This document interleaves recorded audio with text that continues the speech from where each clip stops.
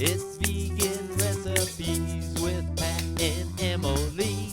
Hi, thanks for joining me. Today I am going to share my recipe for kimchi stew. I came across this recipe because I had some old kimchi in my fridge and I wasn't sure what to do with it and I didn't want to throw it away. So this is what I came up with. Let's get started by chopping some onions. I've chopped up about half of a small white onion. I've taken the tops off of my green onions to save as a garnish, and the rest of them I have cut into about 2.5-inch pieces and then sliced long ways. Now let's move over to the stove.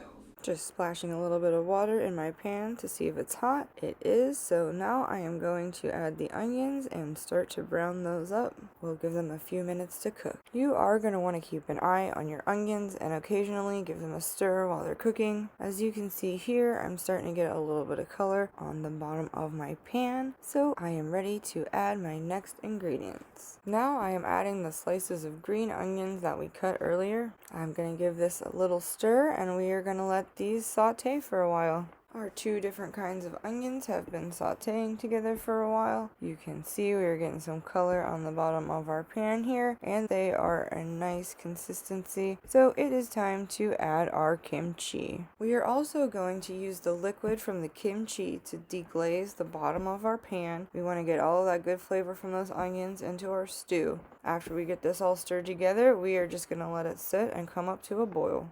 We've had everything boiling for a little while now. We've stirred it down a couple of times. It is at a point now where I am going to start adding some of my other ingredients. I'm going to take the jar that my kimchi came in. FYI, this brand from Kroger is vegan. Most kimchi is not vegan. I was planning on adding some water anyways, so I'm going to put that water in this empty kimchi container and use it to rinse it out and get all the rest of that flavor into our stew. After that, I'm going to add some pepper, give it a good shake. After that, then we are going to add some Better Than Bouillon. I think I picked garlic bouillon for this. Give that a little stir. After the bouillon, I'm going to add my red miso to this. And just a touch of Gochu Jang. I feel that it really adds a nice flavor. And if you're really into spicy foods, this is your chance to up the spice. A little bit of gochujang goes a long way in my opinion. Now I'm just going to give this real good stir because we want to make sure that those pastes that we put in here get incorporated. Also at this time I am noticing that this stew is a little thick for how I like it. I like it to be brothier, so I am going to add some more water. Personal preference. Stir that all together again. I am going to give it a little taste. I think that it needs a little bit of salt, but instead of adding salt, I am going to go with some soy sauce. I am going to give this one last stir with the spurtle, and then we're going to let it come to a boil. At this point, you could let the stew sit and stew all day, but I'm going to get on to the next step. First thing I want to do is open this tofu, and you can see I'm just going to cut around the edges. I'm going to need to drain the liquid off of this, and since I'm not planning on using all of the tofu, I am going to save some of that liquid. I drained a little bit of the liquid off the silken tofu. There's not much liquid in the silken tofu. Now I just have to get this plastic the rest of the way off. And that's not going to work. Looks like I'm going to cut it.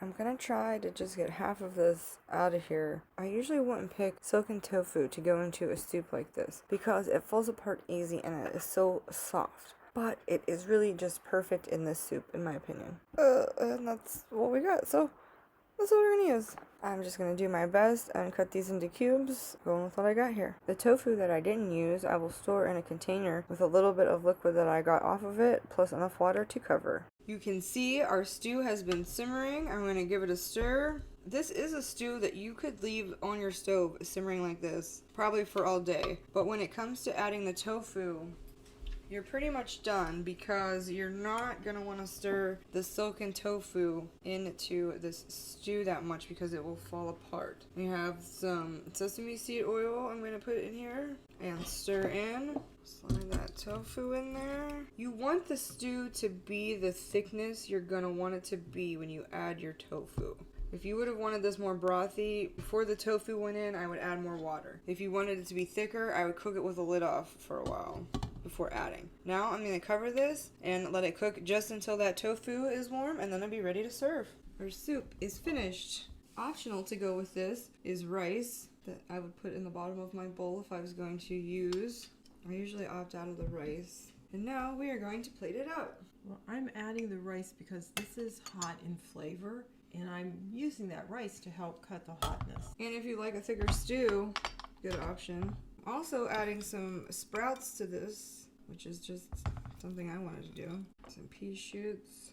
Well, I would say the sprouts are optional, along with extra sesame oil on the side. I feel like it really needs the green onion on top.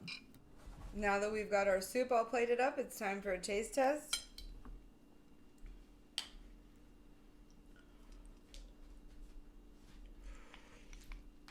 I'm just giving you a heads up. You know how I am with hot flavored foods. It is a spicy soup. But it smells so good. It's delicious. I love it.